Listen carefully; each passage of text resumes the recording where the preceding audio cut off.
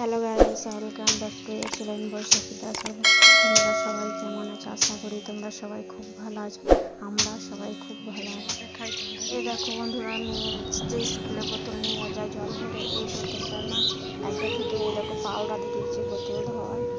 অনেকক্ষণ আগেই ভরে দিয়েছিলাম পাউডারটা দিয়ে। দেখো ঝাঁকিরে ধুয়ে ভালো করে দেখো দুধে যে ফিতে আছে ওটা তো পরিষ্কার করতে হবে, সেজন্য একটু ভালো করে দেখো পরিষ্কার করে নিচ্ছি। না নোংরা হয়ে থাকলে মেয়ে স্কুল নিয়ে যাবে, নোংরা হলে কি ভালো দেখাই বলো? ওই জন্য আমি খুললেই দেখো পায়েগুলো ভালো করে পরিষ্কার করে নিচ্ছি।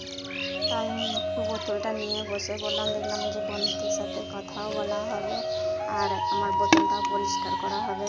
তাই দেখো পাইপে মুখিগুলো আমি একটু পরিষ্কার করে নিলাম যত্ন করে। যেটুকু পারি ততটুকু পরিষ্কার পরিচ্ছন্ন রাখার চেষ্টা করি। এই দেখো একটু ঝাঁকিয়ে নিলাম, জল ভরে রেখেছিলাম। ঝাঁকিয়ে নিলে যে ভেতরটা, ওর ভেতরে যে পাউডার দিয়েছিলাম সেটাও সেটা পরিষ্কার হয়ে যাবে। ভেতরে রকম কালো ধরনের হয়ে যায়।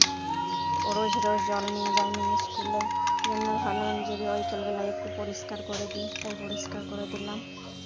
তাই দেখলাম যে পাইপের যে ভেতরে একটা ছোট ছোট সেই ফুটো থাকে, সেই ফুটোটা পরিষ্কার হচ্ছিল না, দিয়ে পাইপটা খুলে আবার পরিষ্কার করলাম। এ দেখো খুলে কেমন করে পাইপের ভেতরে পরিষ্কার করছি। দেখো বন্ধুরা, আমার ভিডিওটা ভালো লাগলে লাইক শেয়ার ও সাবস্ক্রাইব করে দিও। কেউ ভিডিওটা স্কিপ করবে না, পুরো ভিডিওটা দেখো, আশা করি তোমাদেরও খুব ভালো লাগবে।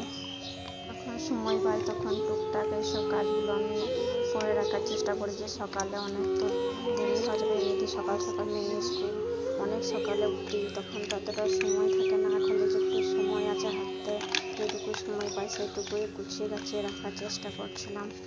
আর এই দেখো বোতল পরিষ্কার করা হয়ে গেছে। দেখো বোতলটা পরিষ্কার করে নিলাম, কতটা ঝকঝকে লাগছে। দেখো পরিষ্কার করলে এমনিতে জিনিসপত্র যে কোনো জিনিসই পরিষ্কার করলে ভালো লাগে।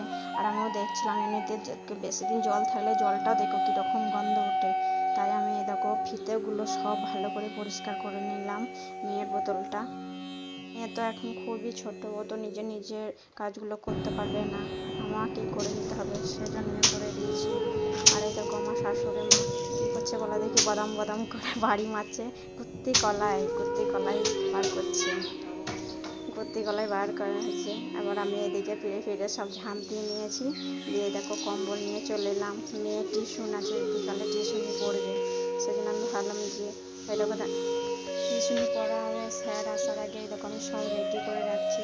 কম্বল কিছু একটা তো পেরে দিতে হবে, আমি কম্বলই পেরে দিই রোজ তো নাই, সপ্তাহে 5 দিন, কোনো দিন 4 দিন এরকমই থাকে, সেজন্য আগে থেকে রেডি করে রেখে দিয়েছি। ব্যাগটাও নিয়ে এলাম, সব ওইগুলো গুছিয়ে রেখে দিয়েছিলাম যে টিউশনিতে এগুলো পড়বে, সেজন্য আমি ভালো করে পেরে সব কিছু গুছিয়ে দিলাম মেয়েকে।